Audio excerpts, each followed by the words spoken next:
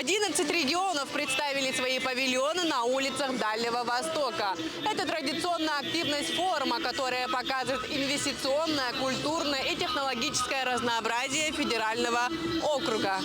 Якутская экспозиция объединила основные торговые павильоны, а также сцену.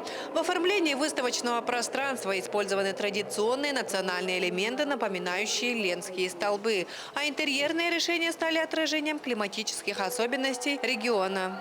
Здесь мы работаем на улице Дальнего Востока, и уже не первый год приходим к вам в павильон. Павильон просто потрясающий, мне безумно нравится, и, наверное, мы будем едины во мнении с моими коллегами, обсуждая это, что когда видишь ваши бриллианты, уж все остальное уже просто затуманено. Они очень красивые, великолепно.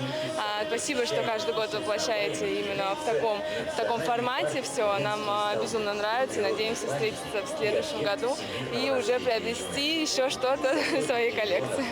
Для гостей и участников была открыта выставка-ярмарка продукции якутских товаропроизводителей. Все желающие смогли приобрести себе кусочек Якутии и насладиться самобытной культурой региона. В дневное время зрители ожидали мастер-классы от якутских мастеров и яркая концертная программа. Вечерами здесь показывали якутское кино, феномен отечественной киноиндустрии.